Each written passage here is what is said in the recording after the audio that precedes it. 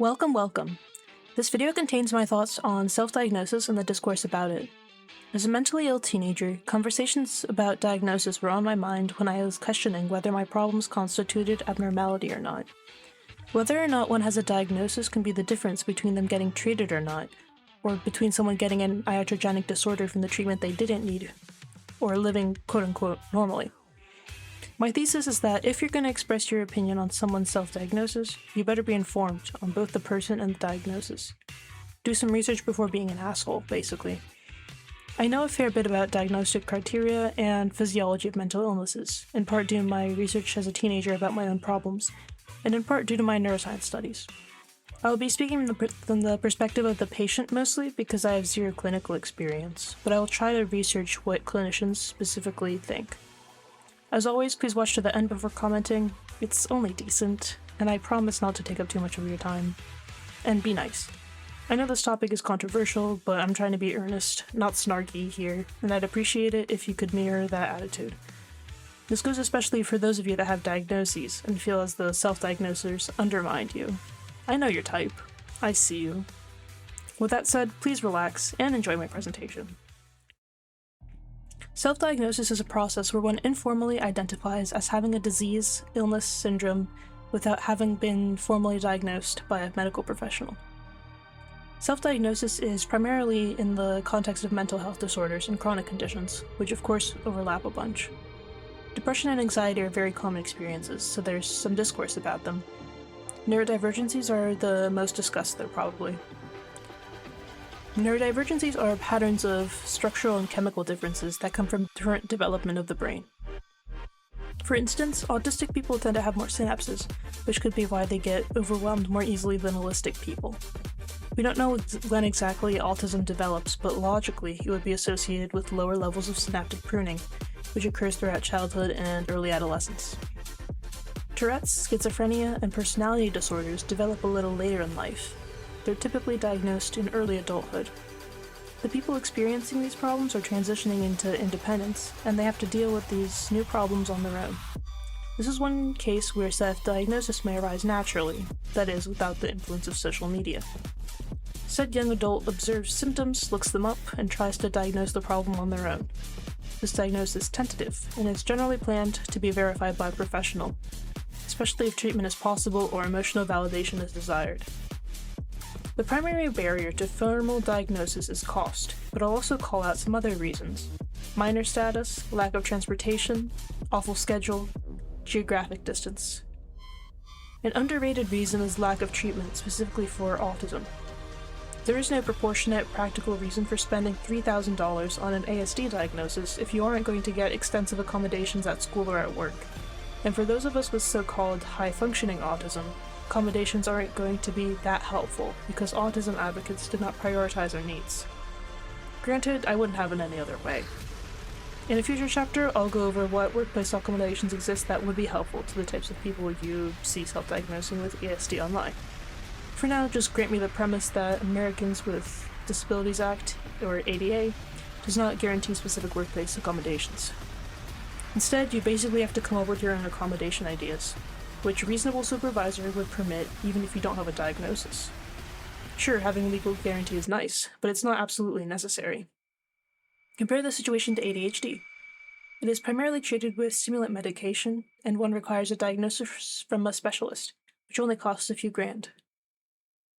With ADHD, the equation is much easier. You require an investment in the form of comprehensive evaluation, which will help give you access to stimulants, which will help you land or hold down a nice job. Then you earn your invested money back. Not so with autism. I don't mean to say that there aren't people with ASD who have clear, predictable accommodation needs that are protected by the ADA. I mean to say that if you present with symptoms like social awkwardness and an unusually strong penchant for giraffes, getting a diagnosis won't necessarily make being a little capitalist slave easier for you. With ADHD, stimulants are so efficacious that I would argue that getting a diagnosis would make you more functional. A separate argument in favor of self-diagnosis is that with certain conditions, such as depression and anxiety, the presentation of the disorder is so subjective that it can only be diagnosed by the clinician asking a set of standard questions. questions which the patient can independently find and ask themselves. Now, because the answers are on a Likert scale, meaning they get assigned a discrete numerical value, we don't need a clinician to tally up the results and decide if someone is symptomatic enough. The subject can do the math on their own. Of course, there can be some error involved in self-assigning oneself quantitative values, as the difference between sometimes and often is subjective. This problem exists in clinical diagnosis just as much as self-diagnosis, though. Autism could be diagnosed with the help of a survey, i.e. the RADSAR. One was administered to me when I was getting tested for ADHD, and the clinician in training said she could, pre-diagnose me with ASD. I took the test on my own, and I also took it under clinician observation. There wasn't really a difference in the methodology that I applied in taking the survey, so the results that I would have gotten would have been the same. Does that affect the validity of the results? I don't think so.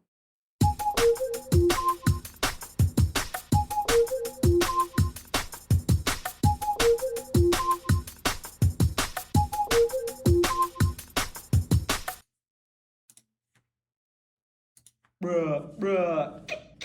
You need to oh my god. Sorry, I have so many vocal stems right now. It's a neurospicy thing, autistic thing. I do that stuff. Does that make me autistic? Yeah, I mean, I think, we're all a little bit on the spectrum at this point. Everyone nowadays. Bro, I didn't get the vaccine. Yeah, and I ain't no Tylenol, baby, what? What do you call it when I can literally recite all of the Gettysburg Address? It's not the definition of autism. You could be, but that doesn't mean you have to be. Me and my partner love to just build Legos together. We have the same type of autism. It's like we share one brain cell. Can you please erase this part? It's literally making my OCD go insane.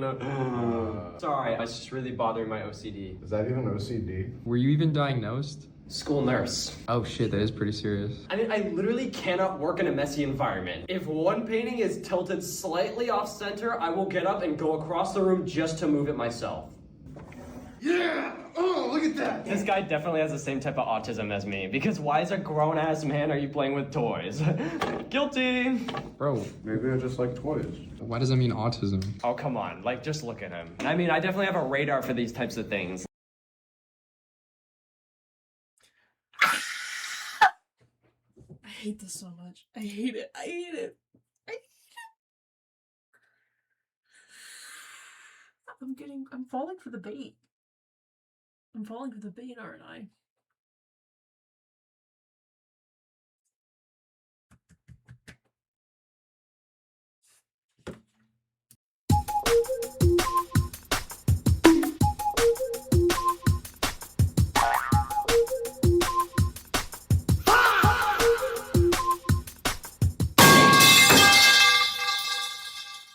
If SirWill.com sees this video, I anticipate the reaction will be something like, "Oh, I didn't mean to criticize people who actually do research and plan to get a real diagnosis.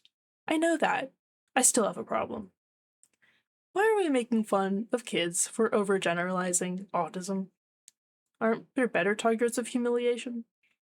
I mean, this creator doesn't even make neurodivergent content, and for all I know, he's not neurodivergent. He doesn't care. The way I see it, he's just stealing ideas from diagnosed and undiagnosed neurodivergent people fighting each other online. Anyway, let's get back into the backlash of self-diagnosis, because in general, people are critical. I'm taking most of my data here from a 2025 paper that surveyed attitudes on Reddit. I'll link it in the description. Among clinicians and academics, there's a belief that young people find it easier to fit in or garner sympathy if they self-diagnose with a mental illness. However, the consensus among adolescents is actually that those that self-diagnose are faking it for attention. According to the literature, clinicians generally have a negative view of self-diagnosis. This is for a few reasons. 1. Self-fulfilling prophecy. When one's identity is tied to a particular disorder, one may purposefully behave in a way consistent with said disorder. 2. Adoption of a sick role, wherein the patient cultivates a vulnerable presentation instead of actively coping with their problems. 3. An erroneous self-diagnosis can obscure a more appropriate diagnosis. Among a less experts crowd, self-diagnosis is especially objectionable when it is done by those with low distress levels and those that fake symptoms. This behavior is commonly attributed to teenagers, who normally experience heightened emotions and distress, and associated with social media, where misinformation and correct but vague information runs rampant. Also, some people critical of self-diagnosis believe that it can lead to developing the condition. This is similar to the self-fulfilling prophecy clinicians warn of. Finally, there's the most interesting group of people critical of self-diagnosis. Diagnosed people with severe problems. To them, people who self-diagnose have milder symptoms, and the increasing prevalence of this category shifts the public perception of their condition to represent them poorly, which is invalidating. These people might find it more difficult to find community online because forums dedicated to their disorder are full of mis-self-diagnosed people. At risk of being rude, I'll avoid critiquing this position. People who self-diagnose may internalize these criticisms, though, apologizing for self-diagnosing and avoiding seeking treatment. This is clearly problematic because it may prevent someone who is actually sick from getting the help they deserve. Even when the take is not all self-diagnoses are invalid, it can be harmful because it's hard to compare one's own symptoms to others from a subjective standpoint. Also, I think that people who are faking symptoms are doing so for a reason which deserves to be taken seriously. For example, they may be in a very mentally ill friend group, where they are emotionally neglected and are copying someone who is coddled for their condition. In general, attitudes critical of self-diagnosis invalidate others' suffering. It is hard to say that this is justifiable, even in cases where self-diagnosis is erroneous. It's plainly cruel. Another problem with critics of self-diagnosis is that they tend to view diagnoses as discrete, static categories, not dynamic constructs. This reflects a lack of awareness of the history of psychology, or perhaps a progressive bias, by which I mean the unprovable belief that the field is always advancing towards some end of ultimate truth. Basically, even if someone with milder symptoms might not count as really depressed, for example, in another temporal context, or perhaps even if they were evaluated by a different clinician, they could be officially diagnosed. People don't talk about this because it destabilizes the construct of a diagnosis and of truth. The idea that someone's diagnostic status varies depending on basically chance makes a diagnosis feel like an accident. This is especially problematic when distinguishing between self-diagnosis and clinical diagnosis. Finally, we move on to the part where I suggest some solutions. I think we need to accept people who self-diagnose into their own little limbo category. That doesn't mean we're gonna invalidate them. We're not gonna say shit like, they're not really depressed. We're just gonna accept self-diagnosis as significant, as indicative of something, probably inferior to a clinical diagnosis, but still having the potential to be as valid. That also doesn't mean that you aren't allowed to have your own opinion on the veracity of their self-diagnosis. Just do your own research, do your own analysis, before you judge someone. Oh, or is that too hard? You want to judge people without having put in the work? I didn't think so. You're not a PAB. When it comes to how you treat your circle, remember that the label matters less than the symptoms. It is the symptoms that you will be interacting with and struggling against. These symptoms are real, whether or not the diagnosis truly applies. Whether or not your distractible friend has ADHD or not, you're gonna have to repeat yourself sometimes. So if your friend claims to have a condition you don't think they have, try to understand the symptoms they use to come to that conclusion. Whether or not they are diagnosable, there's some kind of suffering that triggered the self-diagnosis. The one thing separating diagnosed and undiagnosed people is whether or not the law protects their rights as disabled people. That's it. There's no true essence to a mental illness, it's a made-up category. That's why the definition, or to be more accurate, the diagnostic criteria of a mental illness changes with each edition of the DSM. There's a sense in which we shouldn't take these categories so seriously then. We should allow them to be malleable, and we should accept when somebody's self-diagnosis is actually on the mark. That's all I have to say. Thank you for listening, and enjoy the rest of your day, night, whatever. Goodbye. Hey guys, thanks for watching. Ahead is an unscripted portion that I recorded while fact-checking myself, and while looking at the ADA Act and the reasonable accommodations for autism, and seeing whether any of those look like they might be useful to me. There's also a little conversation about intelligence and intelligence studies. When I say conversation, I mean conversation with myself. It was just me yapping unscriptedly. So, if that sounds interesting to you, please keep watching. If not, the essay's over. feel free to click off. So I realized that I've been saying this all the time, that autistic people tend to have more synapses as adults than neurotypicals do. But I realized that I don't have like confirmation of this fact, so I googled it real quickly and I found 3 pretty good sources. We're gonna look at this one together. Too many connections. How impaired synaptic pruning shapes the autistic experience. Synaptic pruning is when around like preteenhood and throughout childhood, the neurons that you don't use are going to get deleted. So you start off with more neurons as a child than you do as an adult. And this makes things like more efficient, basically. It's like removing, it's like instead of having a bajillion like little roads, we have highways. Maybe that's a bad metaphor. But basically, it helps with information transfer. Okay. Geometrically. The human brain is often described as the most complex structure in the known universe. I don't know if that's true. From the final trimester of our pregnancy through our early childhood, the brain undergoes synaptogenesis, the creation of trillions of molecular bridges connecting neurons for communication. These synapses form rapidly, creating a dense web of connectivity. But to function effectively, the brain must later refine and optimize these connections through synaptic pruning, a process that eliminates weaker or unnecessary synapses to streamline neural networks. This happens less in autistic people, so they end up with more weak or unnecessary synapses. Synaptic pruning is not a pathology, it's a feature observed in all organisms. By selectively removing certain connections, the brain ensures that the most efficient, meaningful pathways remain. Well, synaptic pruning can't be a feature observed in all organisms because not all organisms have synapses. Like plants don't have neurons. Anyway, whatever. This helps fine-tune everything from movement to memory, emotion, social behavior. Pruning is the most active during childhood and adolescence, aligning with periods of intense learning and developmental change. It's guided by both genes and experience. Synapses that are used frequently get stronger and survive, while those that remain quiet are tagged for removal.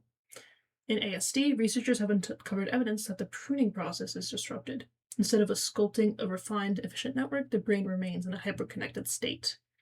While that might sound beneficial, the reality is more complicated. Too many synapses can cause sensory overload, slowing down information processing, and difficulties filtering from irrelevant stimuli, all hallmarks of autism. I would guess that this is something that we understood post hoc rather than, what is this? Ooh, I can buy, what? Why is it $63,000? Okay. Anyway. Synaptic pruning? Yes. A synapse between synaptic neural dendrites contain. Okay, that's what a synapse is. Scaffold proteins like piccolo and bassoon help organize the presynaptic side of neurons. Okay, this doesn't matter. Set up active. This does not matter. AMPA. Okay. Frequently used. Less active synapses are broken down by microglia. That's interesting. Okay. Microglia are the brain's immune cells. Yep, they act like the brain's garbage collectors, identifying and removing unnecessary synapses. But they don't work alone. Okay, I don't like that they say they remove unnecessary synapses because synapses are like empty space. There's space between two neurons. You can't remove empty space. You have to kill a neuron. Okay.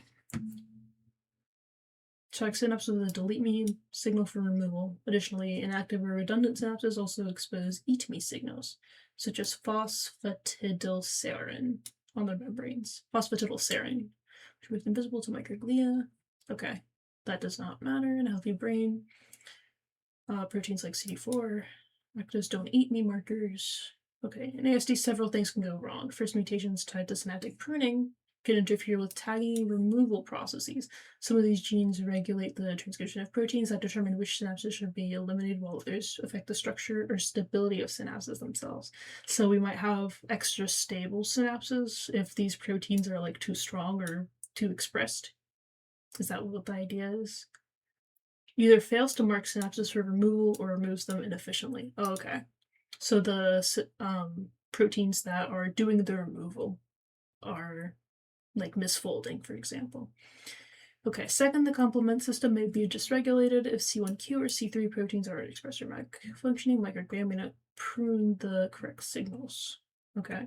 Conversely, if regulatory proteins like SES6 are missing, too many synapses might be marked, overwhelming the system.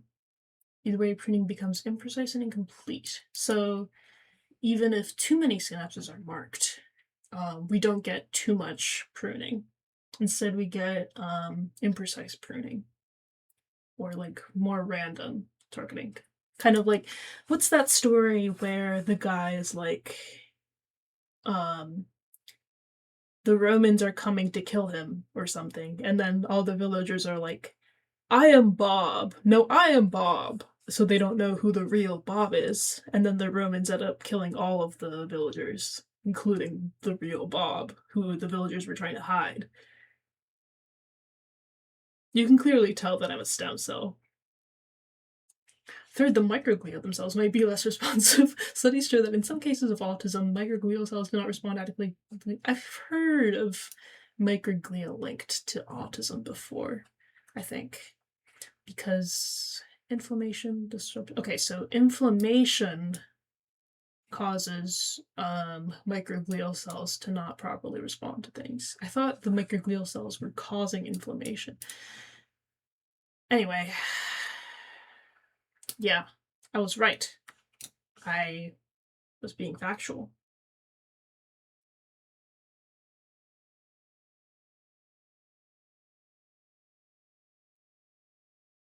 Meow.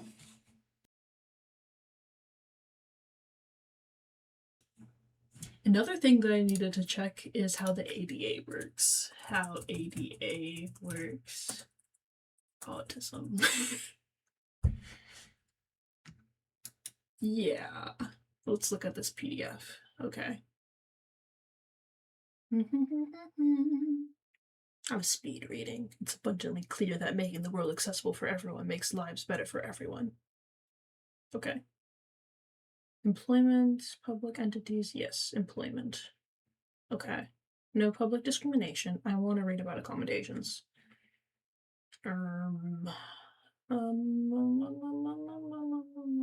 Yes. Okay. Autism.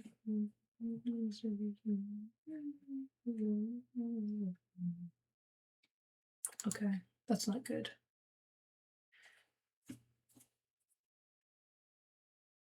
Works. Accommodations.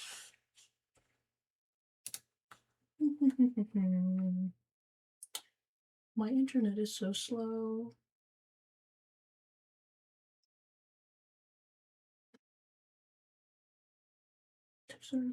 Change job tasks. Interesting. Provide reserved parking. Improve accessibility in a work area. Change the presentation of tests and training materials. Tests and training materials. Provide or adjust a product, equipment, or software. Okay. Allow flexible work schedule. Okay. An aid or service to increase access. Reassign to vacant position. Okay.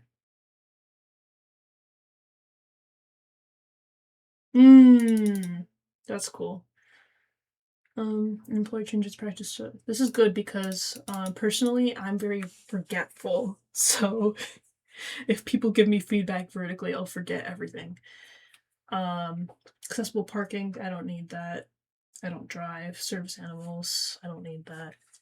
Equipment change. Magnifies the computer screen. Okay. I say I, but I'm thinking about autistic people generally. Because the essay's on self-diagnosis, and you can't, I mean, nobody cares if you self-diagnose as blind because it's just easy to diagnose. It's very objective.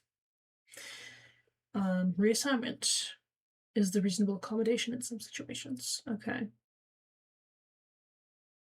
The employer does not have to create a new position, and no other employees need to be transferred or terminated to make the position vacant, and the individual with the disability should be qualified for the new position. Okay. The employer provides a checklist to ensure task completion for an employee who has an intellectual disability. Okay, I like this.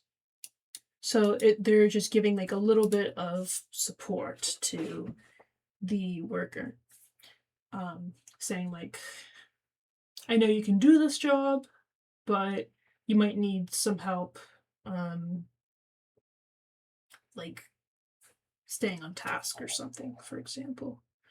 I actually don't know too much about intellectual disabilities. But that would be interesting because I find intelligence just generally interesting.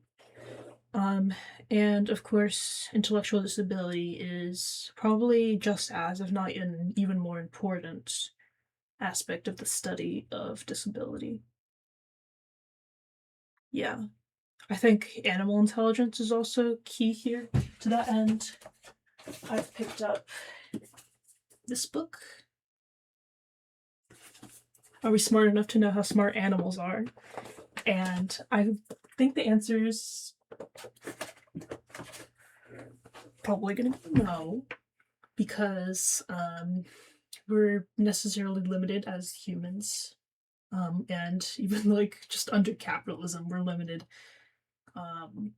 in our understanding of what intelligence can be, because our values are so skewed to like in something that's counter to evolution in a way. Or I mean, but I shouldn't say counter to evolution because evolution is not a teleological process, in the same way that intelligence is. Anyway, I haven't read it yet. I haven't even started it yet. My study of intelligence has not yet begun, so I shan't yap about it. Let's focus back on the ADA.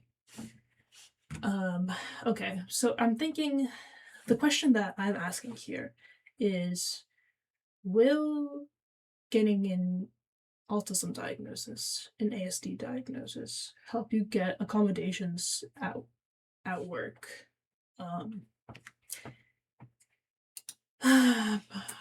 Workplace accommodations, autism. AUDHD, okay. Let's read some. Benefits of disclosing, receiving accommodation. Okay. Discrimination, stigma, disclosure, types of workplace accommodations, application, basic, consistent schedule and responsibilities. Okay. Using organizers to structure the job, reducing unstructured time, using direct communication, providing reminders and assurances, opportunities to take breaks to manage stress, enable coping tactics, including singing or soothing by rocking or hand flapping. Actually, I like this last one too because it implies that potentially, like, imagine you have office chairs and then you're somebody who likes to like rock back and forth to self-regulate, and then like it helps you focus, for example, and you are able to get your office to fund a rocking chair for you, and then you just sit in your rocking chair and you rock back and forth as you do your job all day. This is nice. I like rocking back and forth.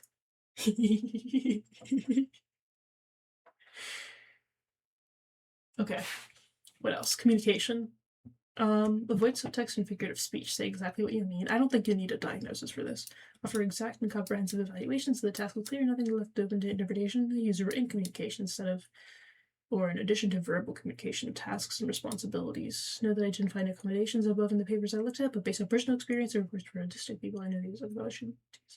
Okay, yeah, I see there's sources for these. Transition to break perspectives from autism spectrum. So there's people doing studies on what types of accommodations are present and which ones are useful. That's my guess because I be reading the papers sometimes. Okay, consistency, consistent schedule responsibility using. Oh, this is the same thing. This is the same thing. Environmental accommodations, no fluorescent lights, dimmer lighting, permit the use of noise-canceling headphones or earbuds to manage auditory stimulation. Okay, yeah, I had a friend who wasn't able to, or he wanted to be able to listen to his own music because the Christmas music was genuinely like making him angry and upset and depressed because he couldn't like control it and he didn't want to listen to it. So that's helpful. Allow for temperature adjustments. When a work uniform is required, allow for an alternative with softer fabrics to avoid sensory overwhelm. Ooh, I like this too. Okay. Provide a workspace without obtrusive smells, such as perfumes. Allow for redesigning or reorganizing shared sensory furniture. This could be as simple as offering a space without any posters on the wall or other decor that adds visual stimuli. Okay. Yeah, I agree. Having an overly like visually chaotic space will prevent me from being able to focus. Bodily accommodations. Allow sunglasses, allow headphones, allow headphones on both ears. Allow okay. Tolerate no more clumsy. Yeah, these like the ones that are like you have to tolerate my stimming. Um I find like are less necessary for diagnosis because those are also kind of like you just have to respect people's individual quirks. When it comes to paying for new equipment or for um, allowing things that explicitly go against the business etiquette, like there's no rule that says you're not allowed to flap your hands around customers because that's crazy. That's if somebody makes a law like that, it's obvious that they're just saying you can't be autistic at work. But there's like reasons that an employer might not want to allow all employees, including neurotypical employees, to wear headphones. I'm wearing mine right now just for the aesthetic, I guess. But why did I say that? I'm always getting myself off topic. Um,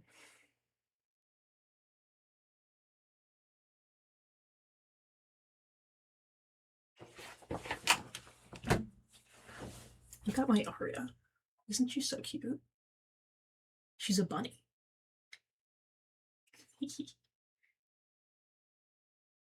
She has a little tail, I think. No, she doesn't have a tail, but she has little wings. She can flap them a little bit. She's so cute.